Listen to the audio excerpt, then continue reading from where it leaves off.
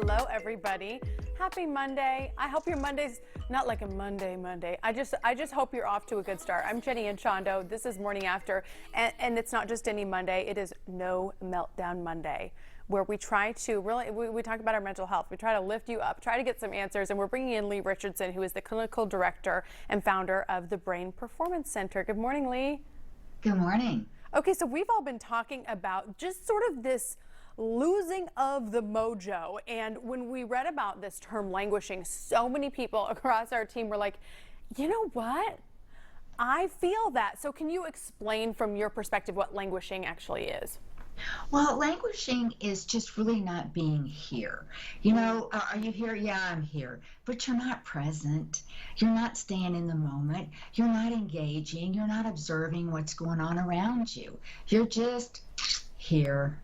And do you think that's what leads to sort of this lower mood that seems to be associated with languishing? I do. I think it's very simple that everybody needs something to look forward to. And if you're just here, you don't have anything to look forward to. You can't see that far ahead. And that does leave you in a really low mood. Would this be comparable to the blahs? I'm sure that's a clinical term. Well, I think, the blahs and languishing have a lot in common, but I really like the way that languishing sounds. It sounds a lot more fun than having the blahs. Right, yeah, I know. So what's the difference, though, when we talk about somebody who has clinical depression? When are you just sort of in this phase of languishing where you're not really participating in life and where you actually are clinically depressed and perhaps need to seek help for that? Well, someone that has clinical depression may not be able to get out of bed. They may use sleep as a coping skill because it's just easier to sleep through it than to deal with it. They may have some thoughts, some suicidal thoughts. It might be easier to just not be here. So there is a big difference. But languishing is something, it is okay to not be okay. And I wrote a book, Turn Your Brain On to Get Your Game On, for that one reason. People need to understand it's okay to not be okay. And I think it's good that you give it a name. When I haven't been happy for a few days, hey, Joy, where are you, girl? Come see me. Should we be concerned about this if people are watching and feeling like, yeah, I'm not really participating and I really don't have anything to look forward to? Or is this something that will pass with the pandemic? I think that you should be concerned. You should pay attention to it and stop and, set yourself up to tell yourself it's okay not to be okay. And set a small goal, something that you can accomplish every day.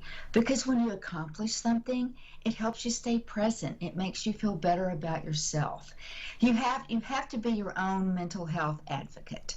Okay, so we're setting small goals. What else can we do to kind of to pull ourselves out? Should we plan something to look forward to, or is that a false sense of getting out of languishing? No, I think every day, if you have something to look forward to, and it doesn't have to be grand, it can be as simple as I haven't talked to this friend in over a month. I'm going to call her or him, and I'm going to make contact. But I think that what we have to do is make a real effort to stay present in the moment instead of just being here. Well, Leigh, what about this for people who are languishing at work? A lot of people have been in these just tight work situations where we are stressed to the max because of, either some people are working from home and that works well for them or doesn't, or some people are, distanced at work or perhaps short-staffed because of the current situation.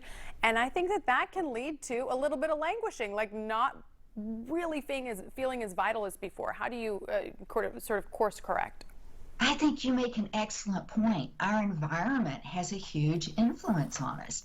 And that's one thing that has changed greatly in the last year. Some people love working from home and don't want to go back to the office. Some people miss it and they can't wait to get back in there. So the environment that we're in certainly has made a huge contribution to the languishing. Yeah.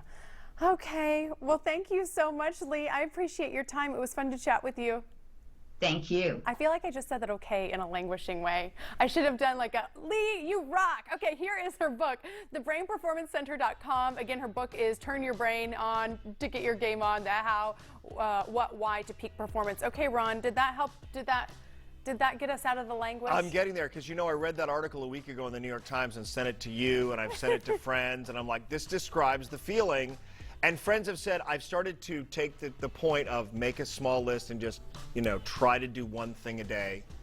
Don't languish, because it can lead to worse things, right? Maybe you just need more coffee. Right. If you're going to languish somewhere, you can languish in an airport like I did last Sunday. At least you're going somewhere and you're getting away.